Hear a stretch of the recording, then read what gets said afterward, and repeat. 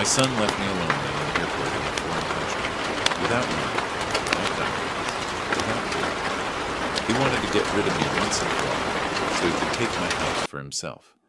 But when he opened the door to the house, I was already standing there, smiling. "Oh, you're back? I have a surprise for you."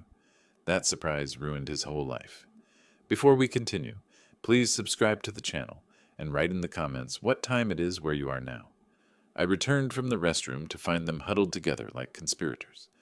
Rodney and Cora, heads bent close, whispering with an urgency that stopped the moment I approached. They sprang apart as if I'd caught them doing something shameful. "Everything okay?" I settled into my seat at gate 17, watching them. "You two have been quiet this morning." Rodney didn't look up from his phone. "Fine, just tired from the trip." Cora's smile was too bright, too sudden. "We're just ready to get home. Can't wait to sleep in our own bed." We still had 90 minutes before our flight to Seattle. The week in Puerto Vallarta had been good. Beaches, dinners, the kind of family time I thought we'd lost after Rodney's mother passed. But something had shifted this morning. The air between us felt thick, wrong. I watched Rodney's thumb scroll across his screen without reading anything. Cora fidgeted with her boarding pass, folding and unfolding the paper. Neither of them looked at me. 20 minutes later, Rodney stood abruptly. "Dad, we need water and some snacks for the flight. You know what we all like. Can you grab stuff?" I started to rise. "Sure, we can all go." "No, you go." He pressed a $20 bill into my palm, his fingers cold despite the terminal heat. "I need to make a work call, and Cora has to hit the restroom. Here's $20. The insistence in his voice didn't match the simple errand. He stepped back, creating distance, his eyes fixed somewhere past my shoulder. I looked at Cora. She was already staring at her phone. "All right." I took the money, felt its crispness. "Be right back." The airport shop was small, tucked between a currency exchange and a coffee stand. I took my time, studying the shelves. Rodney liked the expensive imported water, the kind with the blue label. I grabbed 3 bottles. Trail mix for Cora. She always wanted the one with dried cranberries. Protein bars for me. The checkout line moved slowly. A family ahead of me had 2 crying children and a stroller blocking half the aisle. 12 minutes passed, maybe 14. I rounded the corner back to gate 17 with the plastic bag in hand. The seats were empty. Not just empty, cleared. No backpacks, no jackets. No sign anyone had been sitting in seats 14, 15, and 16. Other passengers occupied different chairs now, scrolling phones, reading magazines, oblivious. The bag slipped from my fingers. I yanked my backpack off my shoulder, hands shaking as I unzipped the main compartment. My spare shirt was there. Toiletry bag, nothing else. The inner pocket where my passport always stayed, empty. I checked the side pocket, no phone. Front compartment, no wallet. My hands moved faster, checking every space twice, 3 times, hoping I'd somehow missed them. Nothing. Gone. All of it. I grabbed the shopping bag and half ran to the gate counter. A young woman in an airline uniform looked up from her computer. "The couple sitting in 14 and 15, did you see where they went?" She typed something, eyes scanning her screen. "Evans party?" "They took the earlier flight to Denver. Standby upgrades. Departed 20 minutes ago." "Denver?" My voice came out louder than I intended. "We're going to Seattle. That's my son." "Sir, their boarding passes were for the Denver connection." The terminal tilted slightly. "Denver. Not Seattle. Not home." "Did they leave anything? A message?" Her expression shifted from efficient to sympathetic. "No, sir. I'm sorry." I walked back to the empty seats, sat down heavily, pulled out the $20 bill from my pocket. Still there, still crisp. The only money I had in the world right now. $20. He gave me $20 and took everything. The plastic bag sat on the chair beside me. 3 bottles of water, including the expensive one Rodney preferred. Trail mix, protein bars. I'd spent $12 being thoughtful. $8 remained. I stood, legs unsteady, and made my way to airport security. The officer behind the desk had kind eyes and a tired face. My son took my passport. The words sounded absurd, spoken aloud. My phone, my wallet, everything. He just left me here. "Do you have any identification? Any way to prove who you are?" "I have nothing. $20 and a bag of water bottles." She wrote something on a form, asked questions I answered mechanically. Names, addresses, flight numbers. She gave me a case number, suggested I contact the U.S. Consular Agency downtown. Her sympathy was genuine, but couldn't change the facts. I walked away from her office, forms in hand that meant nothing without identification. The terminal stretched ahead. Shops, restaurants, gates full of travelers with phones and wallets, and futures planned beyond the next hour. I passed a family boarding their flight, parents shepherding children, everyone accounted for, everyone belonging somewhere. My reflection in the massive windows showed a man alone. The backpack hung empty from one shoulder. The plastic bag dangled from my other hand. Behind my reflection, planes took off, rising into cloudless blue sky, their engines roaring promises of destinations and arrivals. One of them carried my son. I stood there, watching them climb and disappear, as something hard and cold settled in my chest, where trust used to live. The terminal sounds faded, announcements, rolling luggage, conversation. All I heard was silence and the question I couldn't answer. Why? I took a breath. Another. The shock lifted slowly, like fog revealing terrain beneath. Stranded, yes. Helpless, no.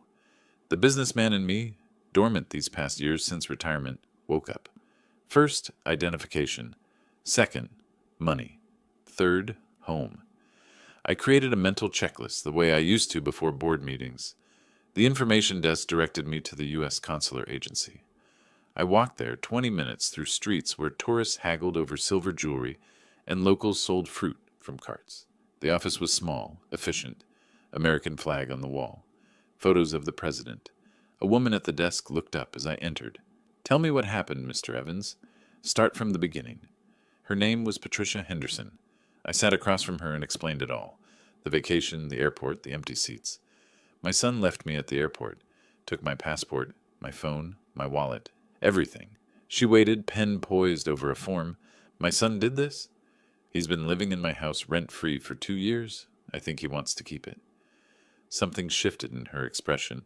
Professional distance giving way to something personal. She set down her pen. "We can issue an emergency passport. 3 business days minimum. Requires a police report and payment of $135. I emptied my pockets on her desk. $8. Mexican coins. A breakfast receipt from 3 days ago. The $20 bill. Patricia excused herself, returned 10 minutes later with paperwork and news. Payment deferred until I reached home. Emergency assistance fund would help with immediate needs. I'd pay it back. She could see that, she said. 28 years doing this job taught her to recognize who would and wouldn't. "You're not broken," she said, sliding forms across the desk. "You're angry. Angry people find their way home." Outside the consular office, I sat on a bench, forms in hand. A woman approached, Maria, from the airport information desk. I recognized her face. "You have family to call?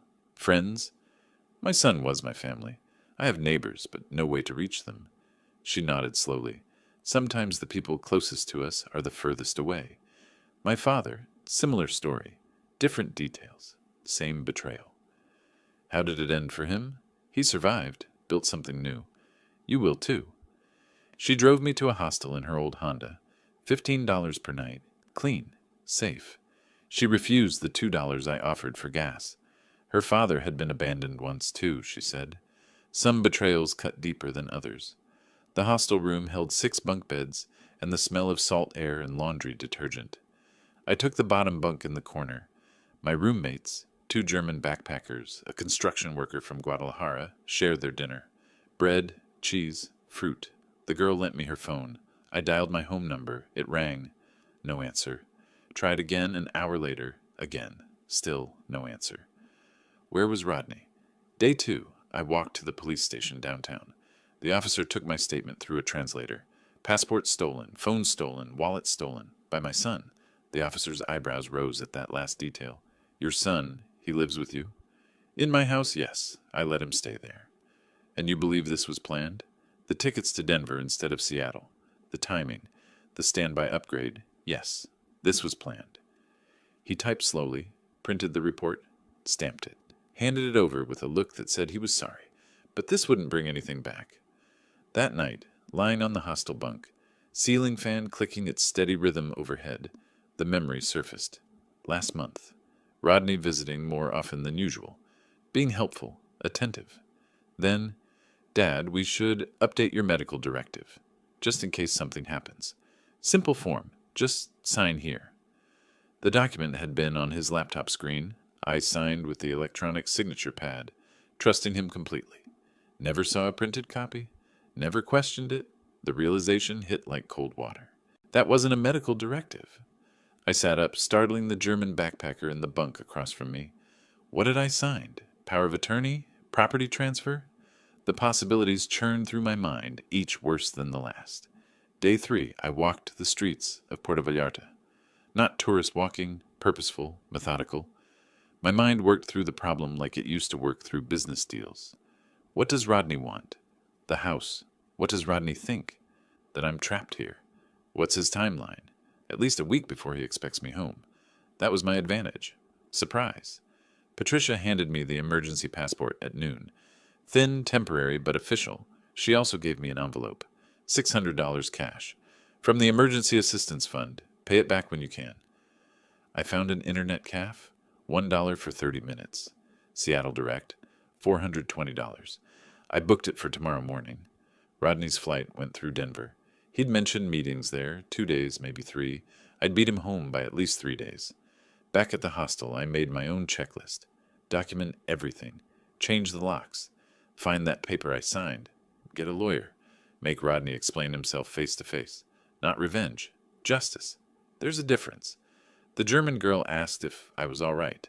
I was lying on my bunk, staring at the ceiling, probably looking grim. Maybe he doesn't want to know, she said, meaning Rodney not answering my calls. That's what I'm counting on. He thinks I'm stuck here. He's wrong. The next morning, I boarded the flight to Seattle. Economy, middle seat, between a mother with a sleeping infant and a teenager with headphones. My emergency passport rested in my shirt pocket, $165 in my sock.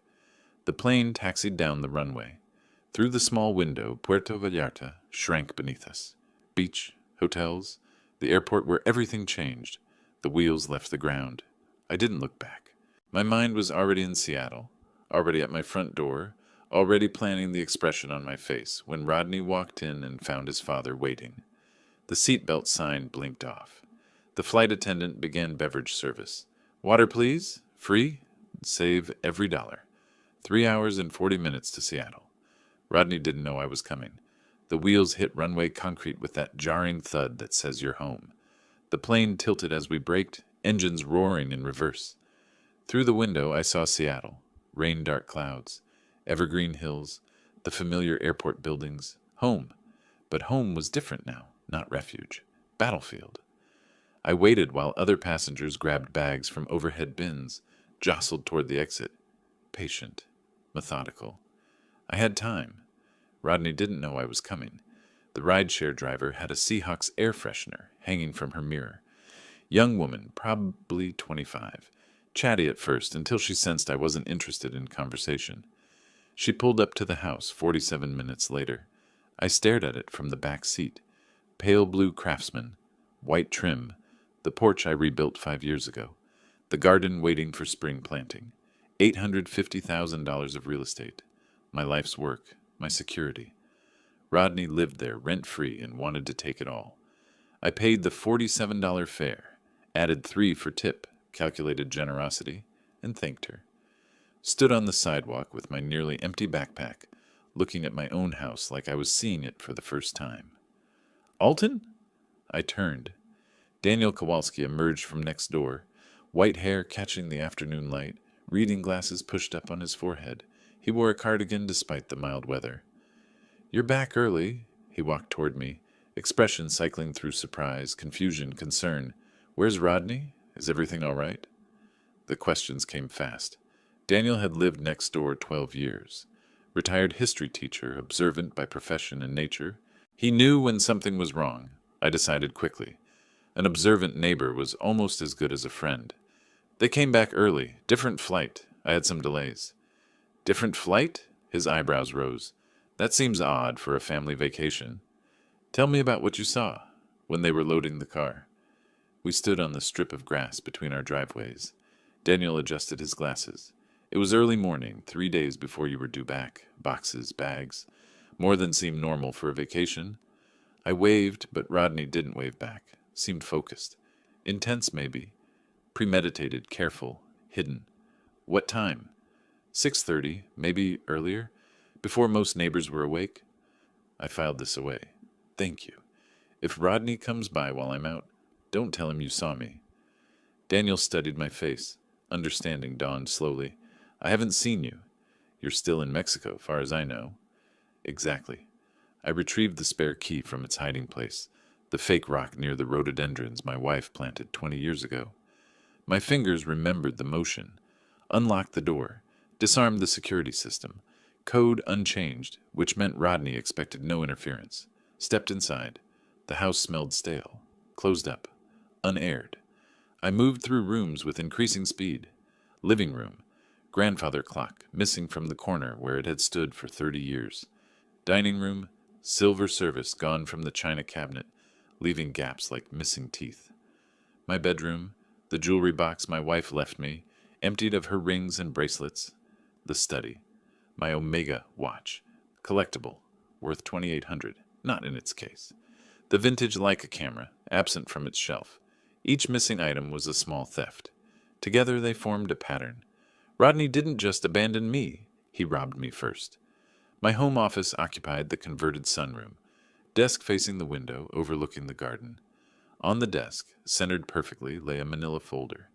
I opened it. Legal documents. Official seals. Notary stamps. The top page read, Deed of Gift, in bold typeface. I scanned quickly. Property address, mine. Grantor, Alton Evans. Grantee, Rodney Evans. Consideration, love and affection. Date, 4 weeks ago. My signature at the bottom. Witnessed, notarized. My hands didn't shake. They should have. Instead, they were steady, cold. The anger wasn't hot anymore. It was frozen solid, sharp enough to cut. I walked back outside.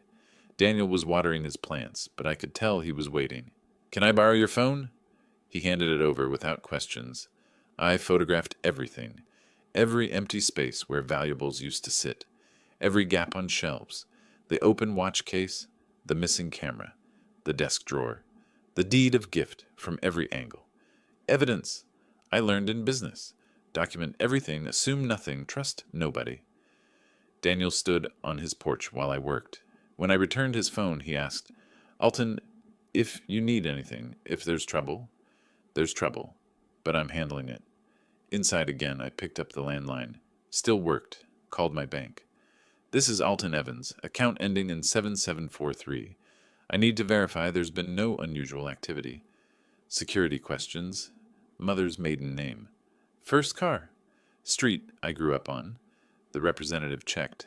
Everything looks normal, sir. Last transaction was 4 weeks ago. Automatic utility payment. No attempts to add authorized users or change beneficiaries?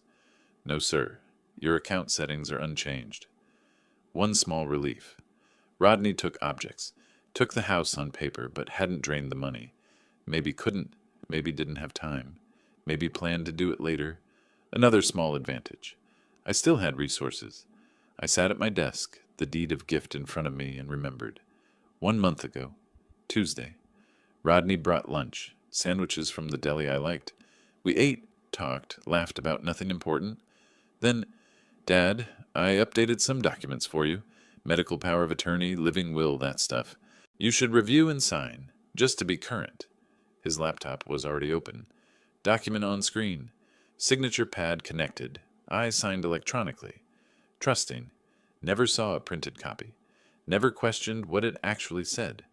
That Tuesday. That sandwich. That signature. That's when I lost everything. I stood alone in my living room as darkness gathered outside. Spoke to the empty house. You thought I'd be stranded. You thought I'd be gone long enough for you to establish possession. My reflection stared back from the darkened window. You thought wrong.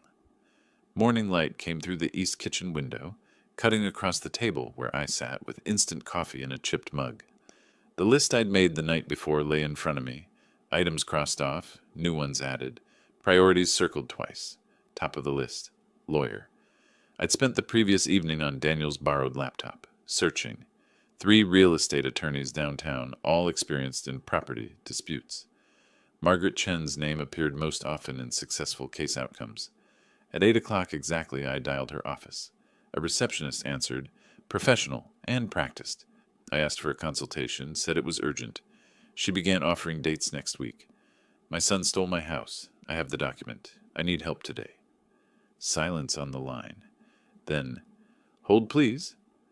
30 seconds passed. A different voice came on. This is Margaret Chen. Tell me what happened. I gave her the condensed version, hitting key facts. She asked 3 questions. Is the document notarized? Yes. Is your signature genuine? Yes. Did you know what you were signing? No. Come in at 11.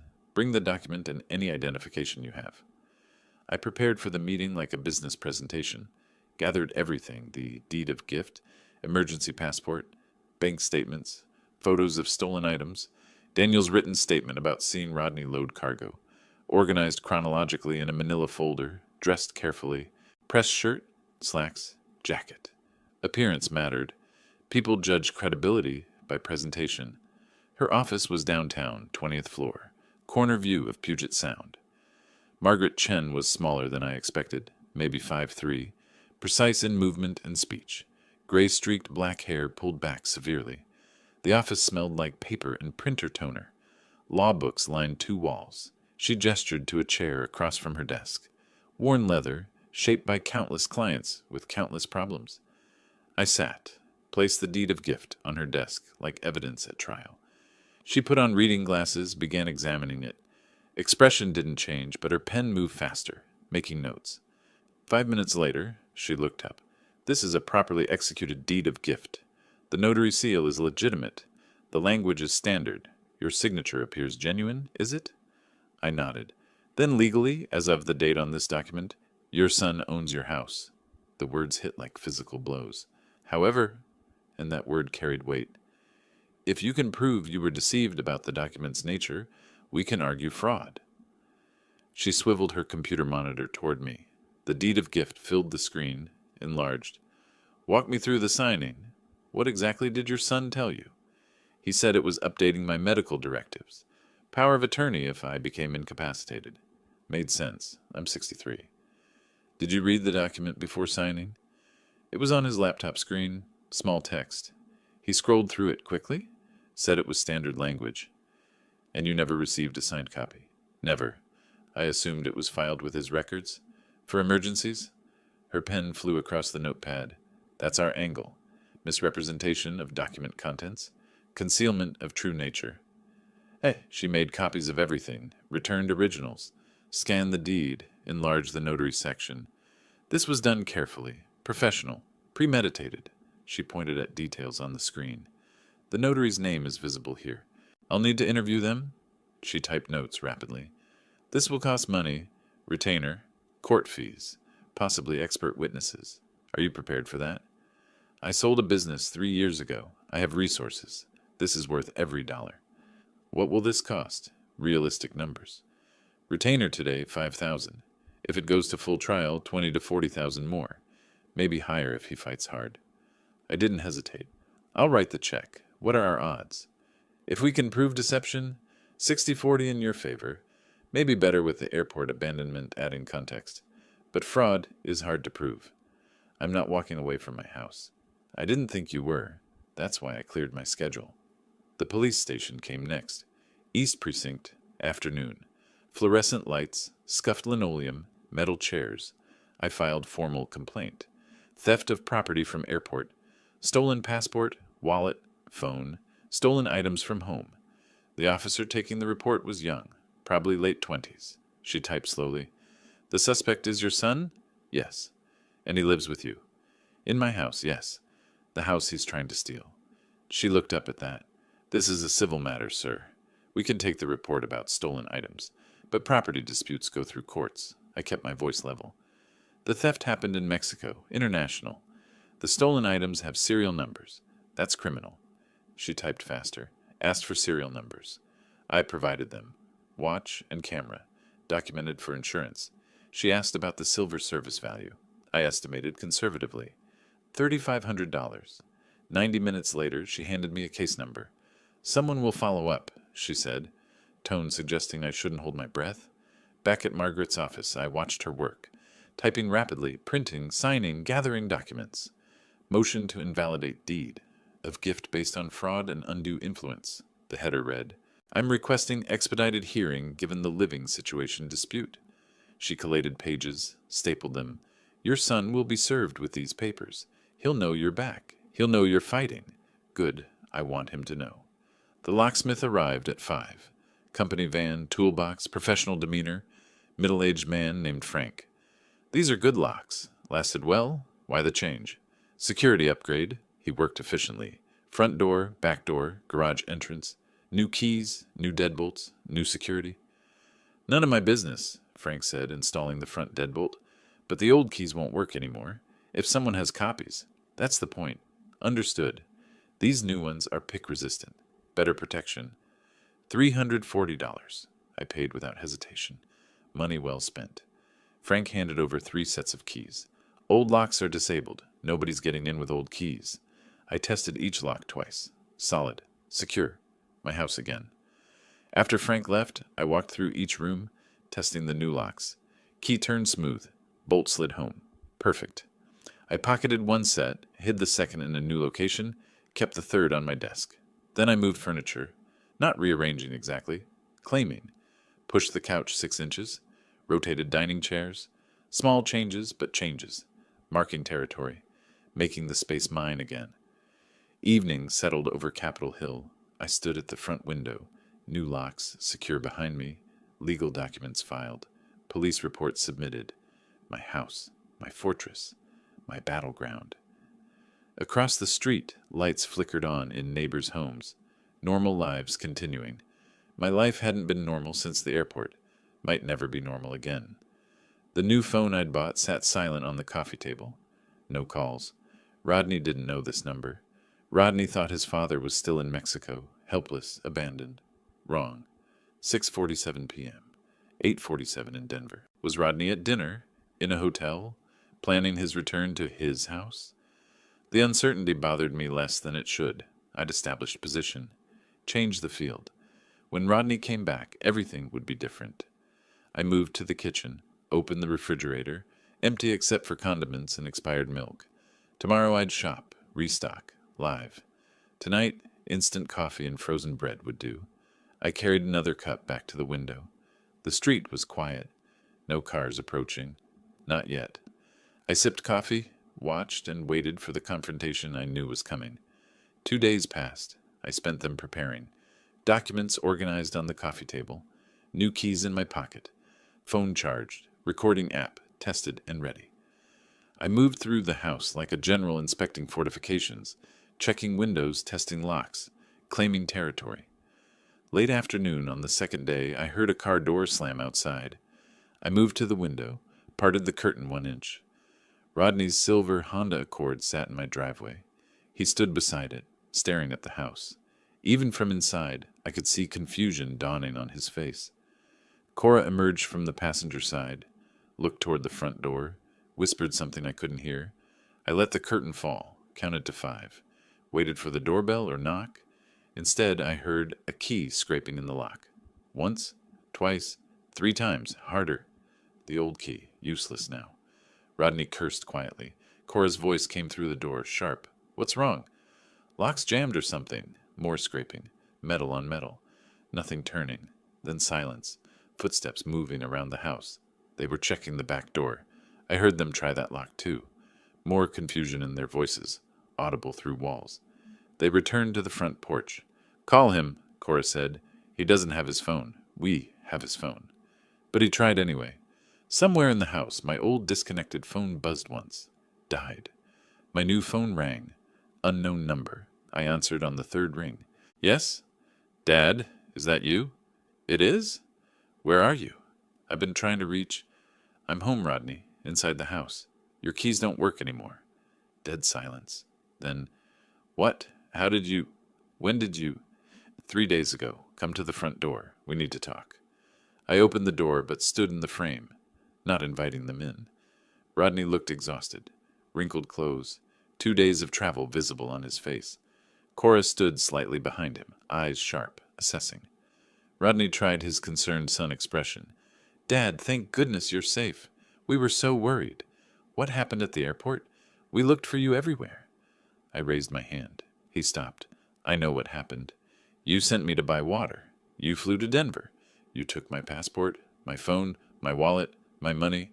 You abandoned me in Mexico with nothing." His mouth opened, closed. No words came. I stepped aside just enough to reveal the coffee table through the doorway. Legal documents stacked neatly. "I have something to show you." I picked up the top document, held it so they could see the header.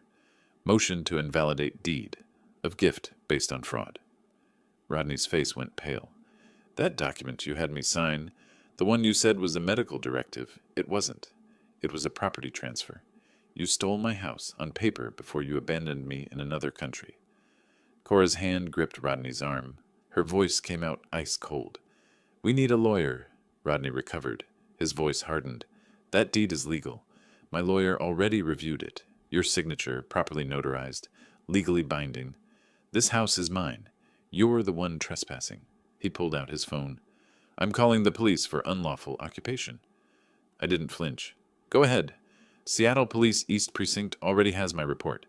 Case number 774821. Theft in Puerto Vallarta Airport. Stolen items from this house before the trip. Collectible watch, vintage camera, silver service.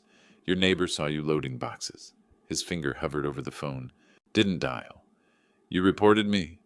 "I reported theft, criminal acts. The police have your name, your description, your flight information. Call them. See what happens." I pulled out my own phone, showed the screen. Red recording dot visible. "This conversation is being recorded. Washington is a two-party consent state, and I'm informing you now. Everything you say from this point is documented." Rodney's phone lowered. Cora tugged his arm, whispered something urgent. "This isn't over," Rodney said. "No, it's not. But it's not going the way you planned." They walked backward off the porch, down the steps, toward their car. Rodney kept looking back, at the house, at me, at what he thought he'd claimed. I stood in the doorway until they were in the car, until they were backing down the driveway, until they were gone. Then I closed the door. The new lock clicked solidly. I leaned against it, breathing slow and steady. First round, mine. Through the window, I watched their car disappear. My hands were steady, but my heart pounded, adrenaline catching up now that the confrontation was over. I walked through the house, checking doors and windows from habit. All secure. In the kitchen, I poured water, drank it standing at the sink. The house was quiet again. My phone buzzed. Text from Daniel. "Saw them arrive and leave. You okay?" I typed back, "Fine, thank you." He didn't ask more. I didn't elaborate. I returned to the living room, gathered the documents from the coffee table, filed them back in the folder. Motion to invalidate. Police report. Bank notifications. Locksmith receipt. Paper trail of resistance. Paper trail of war. My phone rang. Margaret Chen's office. I answered, expecting questions about the confrontation. Instead, her paralegal's voice. "Mr. Evans, we've received notice from opposing counsel. Rodney Evans has retained representation. Attorney named Robert Michaels specializes in property disputes. He's filed a counter motion asserting the deed's validity and requesting immediate possession pending court decision." I sat down. The battle had truly begun. 3 days after the confrontation, I sat in Margaret's office for a strategy meeting. She slid a thick document across her desk. "Robert Michaels is thorough. He's filed for expedited hearing on possession, claiming you're unlawfully occupying your son's property." The irony wasn't lost on either of us. I read the motion. Legal language, but the message was clear. Rodney was fighting back hard. "Michaels is good." Margaret refilled her coffee, gestured to offer me some. I shook my head. "He's reframing the entire narrative. You become the unreasonable parent. Rodney becomes the victim. But the facts, Mexico, the theft, the deception, facts matter, but so does presentation. He's separating the criminal allegations from the property dispute, making it look like you're using criminal complaints to relitigate a gift you regret. Oh, that's not what happened. I know. The judge will decide if she knows. That's why we need more evidence. Direct evidence of fraud at the signing. She walked me through Rodney's strategy. Michaels is arguing you made a valid gift, fully informed, properly executed. His position is that you regretted it after the fact. Maybe because you had a falling out, maybe because you're confused about what you signed. He's not acknowledging the Mexico incident in his filings. He's treating this as pure property dispute, ignoring the criminal context. She paused. It's smart. It simplifies his argument. I felt the ground shifting, the narrative being rewritten, my abandonment becoming family disagreement, my stolen house becoming regretted gift. 1 week after the confrontation, Margaret called with worse news. Rodney has filed emergency motion for immediate possession. His argument, he's homeless, living in hotel, while his legal property is occupied by someone who gave it to him. The motion cited financial hardship, hotel costs draining resources, legal ownership via the deed, irreparable harm from being unable to access his property. It's manipulation, Margaret said, but judges sometimes grant possession pending litigation, especially if ownership documents appear valid. We need to counter this fast. I authorized another $3,500 retainer. The costs mounted like water rising. Daniel mentioned the social media attack awkwardly one evening over the fence between our yards. Elton, I don't believe it, but people are talking. Online. Your daughter-in-law posted something. I didn't have social media accounts. Daniel showed me on his phone. Cora's post, carefully worded. Heartbroken. My husband's father gave us his house, then changed his mind and locked us out. We're homeless while he lives in our legal property. Family shouldn't treat family this way. Comments below? Dozens. Split between support and suspicion. Some friends from my past asking what was happening. My privacy invaded. My reputation attacked. Should I respond? Explain? I asked Daniel. Talk to your lawyer first. Anything you say publicly might be used in court. So I stay silent while she lies. Sometimes silence is stronger than arguing. People who matter will wait for the truth. 2 weeks into the legal battle, Margaret scheduled a financial discussion. She spread expense projections across her desk. Initial retainer, $5,000. Additional filing fees and discovery, $3,500 already spent. If this goes to full trial, depositions, expert witnesses, court time, we're looking at $40,000 to $60,000 total. Maybe more if Michaels drags it out. She met my eyes. I need you to understand what you're committing to. This is mortgage money, retirement savings money. Rodney is betting you'll settle rather than pay these costs. I looked at the numbers. My business sale netted enough, but watching savings drain hurt differently than expected. And if I settle? Give him something to walk away? Depends what you offer, but settling rewards theft. And Rodney smells blood now. He might demand unreasonable terms. So fight or surrender. Those are the options in any war. I met with my financial advisor, Patricia, who'd managed my retirement investments for 8 years. She ran numbers, showed me scenarios. $50,000 over 6 months, sustainable. $80,000 over a year, damaging but not destroying. The question, she said carefully, is whether winning is worth the cost, even if you keep the house. I didn't answer immediately. Later, alone, I thought, yes, it is. Robert Michaels called 2 weeks in. First settlement overture. Mr. Evans, I'm calling to see if we can resolve this without lengthy litigation. My client is willing to lease the property back to you at reasonable rate until you find alternative housing. The property is mine. I'm not leasing my own house. The deed says otherwise. I'm trying to find middle ground here. The deed is fraudulent. There is no middle ground between ownership and theft.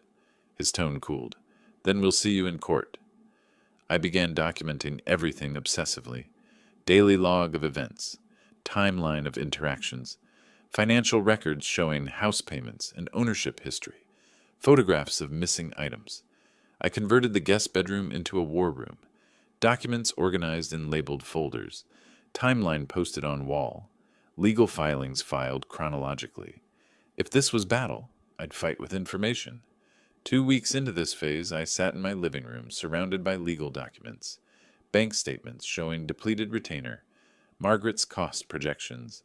Rodney's counter motions. Cora's social media attacks. The weight accumulated. I allowed myself 5 minutes of doubt.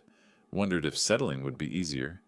Then I remembered the airport, the empty seats, the missing passport, the $20 bill, the calculation in my son's betrayal. The doubt hardened back into resolve. I'd see this through. 4 days after hiring Sarah Chen, I met her at a coffee shop downtown. Neutral ground, her preference for initial findings discussions. She arrived with a tablet and manila folder, ordered black coffee, wasted no time. "Your son is drowning," she said without preamble. 47,000 in credit card debt across 6 cards. Maxed out, 3 in collections, 1 threatening lawsuit. He's been dodging calls for months. She opened the tablet, showed me spreadsheets. Red dominated the screen. Overdue delinquent collections. Started 18 months ago. Lifestyle inflation. Expensive dinners, designer purchases. Vacations Cora posted about last year. Income couldn't support spending. She swiped to another screen. Then the debt spiral. Minimum payments missed. Interest compounding. Balance transfers at predatory rates. 6 months ago, one creditor filed intent to sue. That's probably when he started planning this. She looked at me directly. The house wasn't greed. It was desperation. So he took my house to pay his debts. Tried to. The vacation timing, leaving you stranded. That was about establishing possession before you could interfere. But I came back early. Best decision you made. Another week and he'd have changed locks. Moved in, claimed adverse possession while you were stuck in Mexico. Sarah produced more evidence. Emails from 3 different real estate agents, all contacted in February. Subject line on all 3. Property evaluation request. He sent your address, described the house, asked for market analysis. She showed me the responses. 830,000 estimate, 865,000, 840,000. Average, 845,000. He was shopping your house while living in it, before you signed anything, before Mexico. This proves planning. I read the emails twice, cold, calculated preparation. My son priced my home like merchandise. There's more, Sarah said. This part's legally gray. Data broker, internet search records, technically purchasable, but courts might question it. She showed me anyway. Search queries from Rodney's IP address, timestamped January and February. How to convince parent to transfer property. Deed of gift versus quitclaim deed. Can property transfer be reversed? What happens if someone abandons elderly person abroad? That last one, dated February 18th, made my stomach turn. Rodney was researching abandonment 6 weeks before doing it. 2 days before the preliminary hearing, Margaret reviewed all new evidence in her conference room. The financial desperation establishes motive. The realtor contacts establish premeditation. The search history, she paused. That's powerful, but potentially inadmissible, depending on how it was obtained. We'll include it in our brief, but be prepared for Michaels to challenge. She organized documents into presentation order. You'll testify about the signing, describe exactly what Rodney told you, how the document was presented, that you never saw printed copy.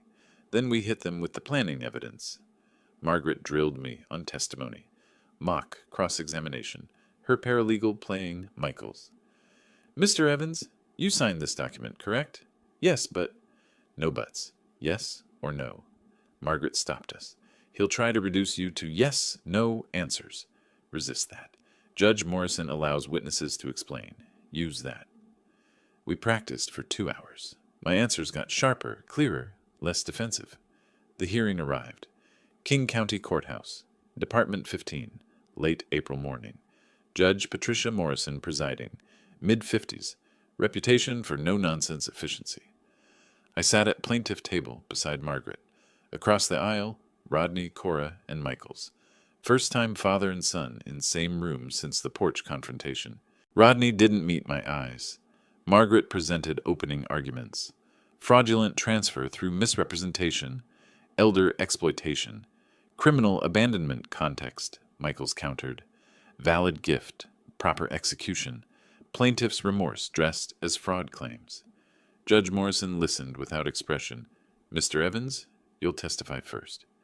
I took the witness stand, hand on Bible. Do you swear to tell the truth, the whole truth, nothing but the truth? I do. Margaret guided me through chronology, my relationship with Rodney, allowing them to live rent-free. The February document signing. What did your son tell you about the document? He said it was an update to my medical power of attorney. Standard language about healthcare decisions if I became incapacitated. He said I should sign it to be current. Did you read the document thoroughly? He displayed it on his laptop screen. Small text. He scrolled quickly, said it was standard boilerplate. I trusted him. He's my son. Michaels cross-examined aggressively. But you did sign it, Mr. Evans? Yes. You're educated, ran a business for decades? Yes. Capable of reading legal documents? Yes. Yet you claim you didn't understand what you signed. I didn't flinch. I understood it was presented as a medical directive. I didn't know it was actually a property transfer until I found the recorded deed weeks later. Michaels pivoted. Isn't it true you had a disagreement with your son after this trip? There was no disagreement. There was abandonment and theft. Judge Morrison. Answer the question as asked, Mr. Evans. Margaret presented the investigation evidence. Financial records showing Rodney's debt. Emails to realtors. Timeline of planning. Michaels objected repeatedly. Relevance? My client's financial situation doesn't invalidate a legal property transfer. Margaret argued. Establishes motive for fraud, Your Honor. Shows this wasn't a gift, but a scheme born of financial desperation. Judge Morrison reviewed documents, made notes. I'm ordering expert examination of the signing circumstances. Independent notary expert to evaluate whether proper protocols were followed. Both parties will make experts available. Hearing continued for 6 weeks pending expert report. I drove home from the courthouse thinking about Rodney's face during testimony. Pale, rigid, eyes fixed on the defense table. His son didn't testify. Michaels advised against it, probably. Smart lawyering. Why put someone on the stand who might crack? Daniel called as I pulled into my driveway. How did it go? Ongoing. Judge ordered more investigation. That's good, though, right? She's taking it seriously. Yes, but seriously doesn't mean quickly. Inside, I found Margaret's message on voicemail. Call me when you can. Development in the case. Not urgent, but interesting. Her tone suggested something worth discussing. I dialed her back. Time to learn what comes next in this endless battle. 2 days after the preliminary hearing, Margaret's development became clear. Michaels filed motion for psychological evaluation. Arguing my age and possible cognitive decline affected my understanding of the document I signed. I sat in Dr. Rachel Foster's office for court-ordered assessment. This evaluation is requested by opposing counsel, she explained, professional and neutral. They're suggesting cognitive impairment affected your ability to understand legal documents. I'll assess memory, comprehension, decision-making capacity. The results go to both attorneys and the court. I understood the implication. Rodney's lawyer was calling me mentally unfit. Let's begin with some memory exercises. 2 hours of testing. Short-term memory recall. Remember list of words. Repeat back. Long-term memory. Describe business career. Significant life events. Cognitive processing. Solve puzzles. Identify patterns. I'm going to read you a list of 10 words. Try to remember as many as possible. After hearing the list, hospital, television, curtain, flower, envelope, sidewalk, piano, thunder, basket, mirror. That's all 10 in order. Excellent recall. Now tell me about a significant decision you made in the past 5 years. I provided detailed chronology. Selling my business. Equipment supply company I built over 30 years. Had offers from 3 buyers. Evaluated each based on price, terms, and what would happen to my employees. Sold to the buyer, offering best outcome for everyone. Closed in September 2022 for net proceeds of $320,000 after taxes. Dr. Foster wrote notes. Detailed memory, clear reasoning process. Good. 1 week later, Margaret called. Dr. Foster's report is in. You're officially mentally competent. She read excerpts. Subject demonstrates intact memory function, normal cognitive processing for age, clear decision-making capacity, no signs of dementia or significant impairment, fully capable of understanding legal documents and making informed choices. Michaels tried to paint you as confused old man. This demolishes that narrative. Sarah Chen called the same day. Coincidence, but fortunate timing. Found your notary. Frank Morrison, freelance, works from home office. I did informal interview. He got talking. She paused for effect. Rodney paid him $300 cash to notarize your signature at a Starbucks. Not his office. Not your home. A coffee shop. Frank admits he felt uncomfortable but needed the money. That's a violation of notary protocols. Margaret and I met Frank Morrison 3 days later at his small office in Ballard. Frank was nervous, mid-40s, thinning hair, apologetic demeanor. I shouldn't have done it that way. Professional notaries should work from proper office, verify circumstances. But Rodney said his father was too ill to come to my office, had mobility issues. Could I meet them at a convenient location? Paid cash up front. I needed the work. He shifted uncomfortably. When I got there, you seemed perfectly healthy. Walked in fine, ordered your own coffee. I wondered about the story, but Rodney rushed everything. My dad has appointment after this. We're short on time. I notarized quickly. Felt wrong. Margaret prepared his statement with legal precision. I, Frank Morrison, licensed notary public in Washington State, hereby attest that. The statement detailed the Starbucks meeting, the cash payment, Rodney's rushed insistence, the procedural irregularities.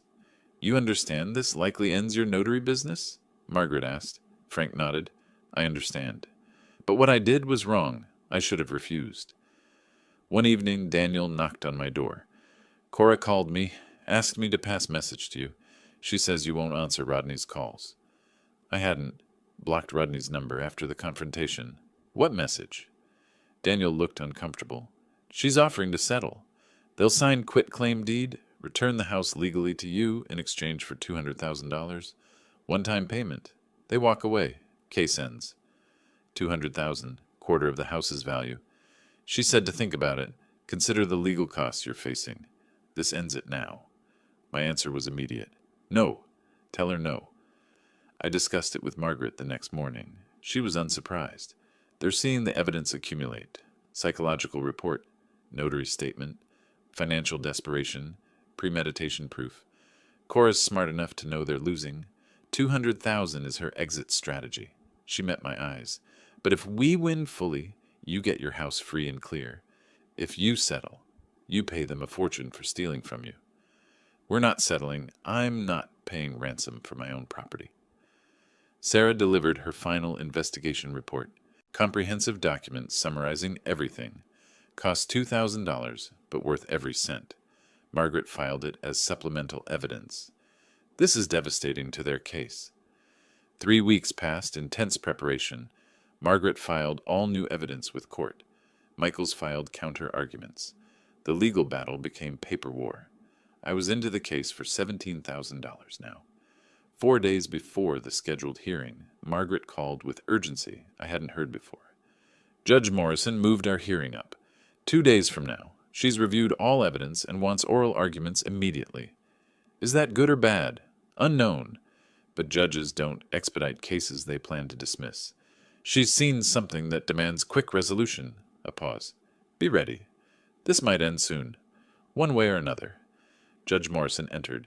The bailiff called. All rise. Everyone stood. She sat.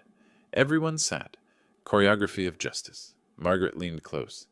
Remember, whatever happens in the next few hours determines everything. I nodded. Didn't need the reminder. Morrison reviewed her notes, looked up. I've examined all submitted evidence. This hearing will address the motion to invalidate the deed of gift based on fraud. Mr. Michaels, you may begin. Michaels stood, adjusted his tie, addressed Morrison directly. Your Honor, this case is simple. Adult son, aging father, legitimate estate planning conversation. The father signed a deed of gift, his signature verified genuine, properly notarized. Now, months later, after a family disagreement, he claims fraud. He gestured dismissively toward Margaret's evidence stack. Financial difficulties don't prove fraud. Pre-planning doesn't prove fraud. Family conflict doesn't prove fraud. The deed stands on its legal merit. He sat down. Confident. Too confident. Margaret rose, picked up Frank Morrison's statement. Your Honor, the notary's sworn statement details procedural violations that invalidate the notarization. The signing occurred at a Starbucks, not proper office. Mr. Morrison was paid $300 cash, unusual for services typically costing $25. He was told Mr. Evans had mobility issues and couldn't travel. Demonstrably false. She picked up another document. The defendant contacted 3 real estate agents before the vacation, requesting property valuations. Before his father signed anything, he was pricing the house like merchandise. That's not estate planning. That's theft planning. Morrison leaned forward. Mr. Michaels, how do you explain your client paying 12 times normal notary fee for services at an unusual location? Michaels stood. Perhaps he wanted to accommodate his father's schedule, Your Honor. The fee reflects convenience.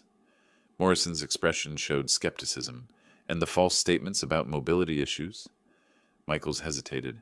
I'd need to confirm those allegations with my client. Morrison turned to Margaret. Ms. Chen, fraud is difficult standard. Preponderance of evidence requires showing Mr. Evans was actively deceived about document contents. Can you meet that burden? Margaret nodded.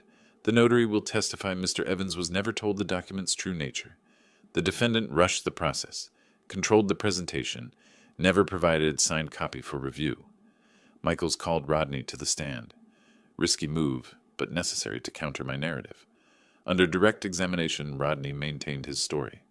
I showed my father the document, explained it was transferring the house. He understood. He wanted me to have security. Margaret's cross-examination was surgical. You told the notary your father had mobility issues? I said he preferred not to travel that day. Did he have mobility issues? Not exactly, but yes or no? No. You paid $300 cash for notarization?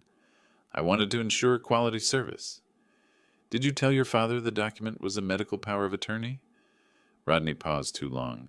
I may have mentioned medical planning in the conversation. May have, or did?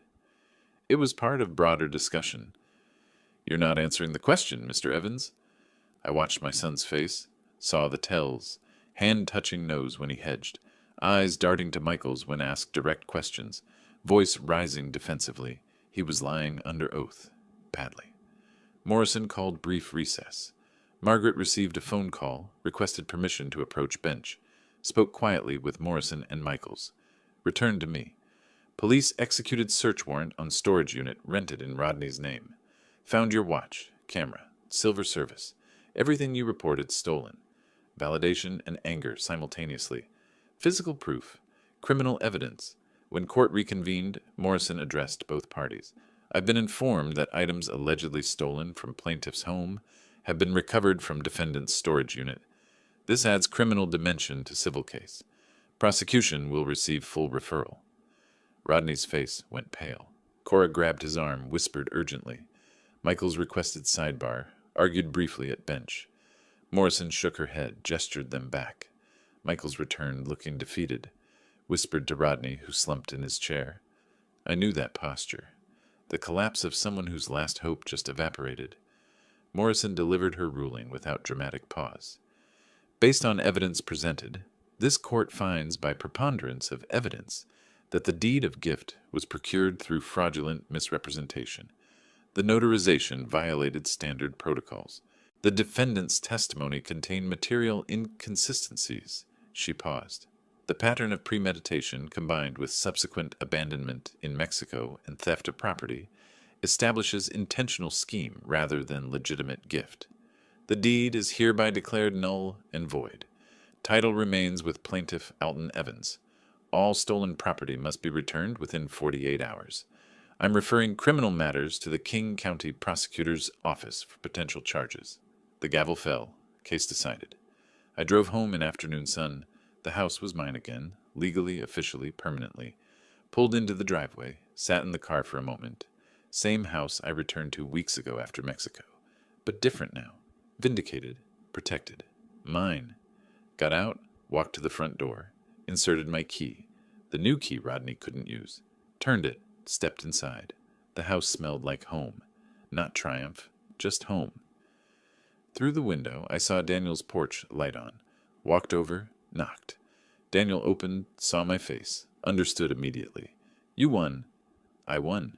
We sat on his porch, drinking whiskey Daniel saves for special occasions. Talked about baseball, about his garden plans, about the neighborhood. Normal conversation. After months of abnormal, normal felt extraordinary. I walked home under streetlights, entered my house.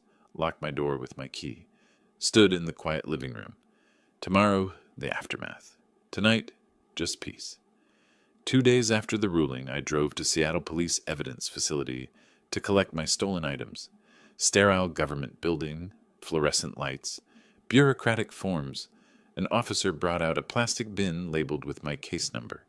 Inside, my grandfather's Omega watch, face scratched but running, the Leica camera, vintage leather case worn but intact, silver service wrapped in evidence bags, tarnished but restorable.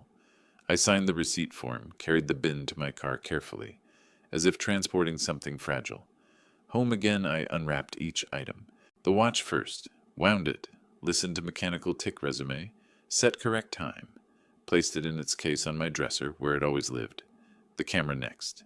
Check mechanism, shutter still worked. Returned it to shelf in study. Silver service required polishing.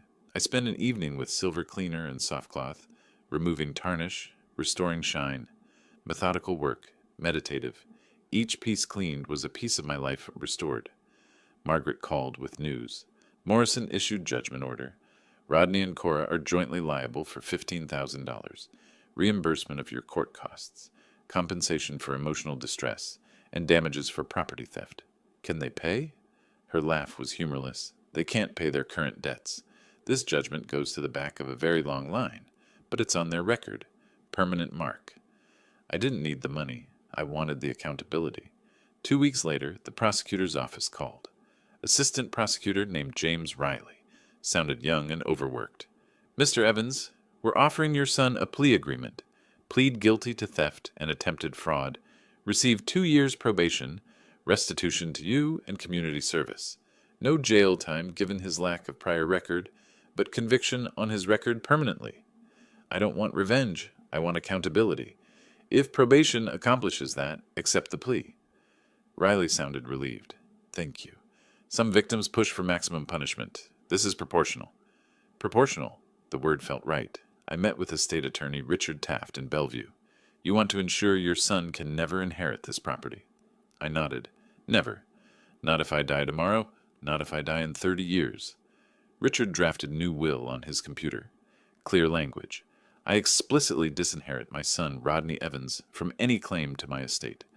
Upon my death, my house shall transfer to the Seattle Housing Foundation to be used for low-income elderly housing. I signed, feeling strange peace. My son tried to take everything. Now gets nothing.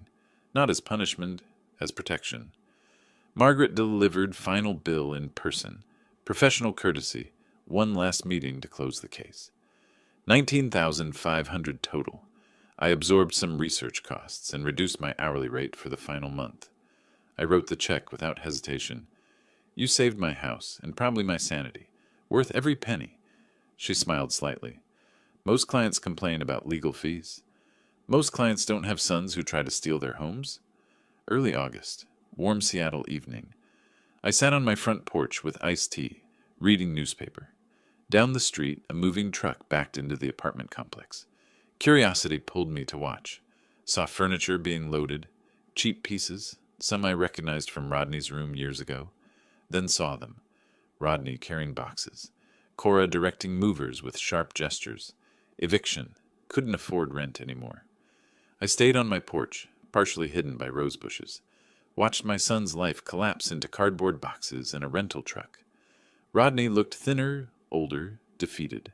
Loaded boxes mechanically. No energy. Cora got in the truck passenger seat. Didn't help. Rodney climbed into driver's seat. Truck pulled away. Gone.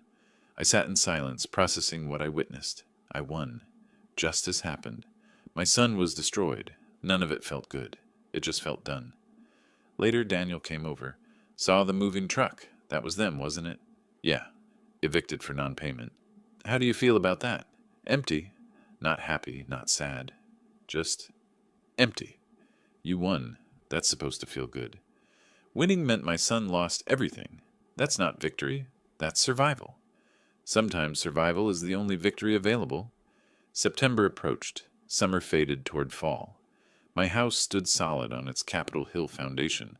My house, legally and emotionally. The garden needed attention. I spent a Saturday weeding, planting fall bulbs, preparing for next season. Daniel helped. Two men working in companionable silence. We drank beer afterward on my porch, watching the street. You ever think about selling, moving somewhere easier? I considered. This house almost got stolen from me. Now that I've fought to keep it, I'm not leaving. Fair enough.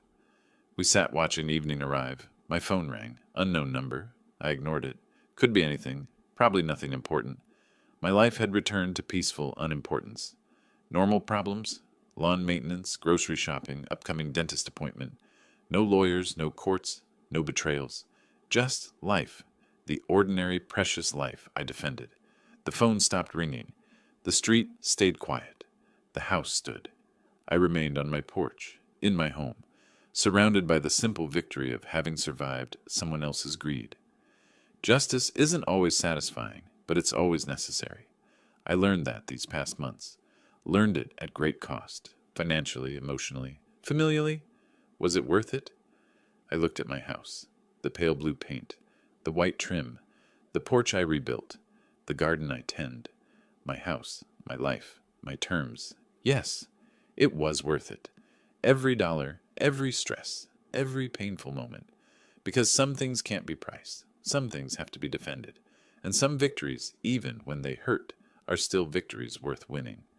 If you like this story, please like this video, subscribe to the channel, and share your impressions of this story in the comments. To listen to the next story, click on the box on the left. Thank you for watching.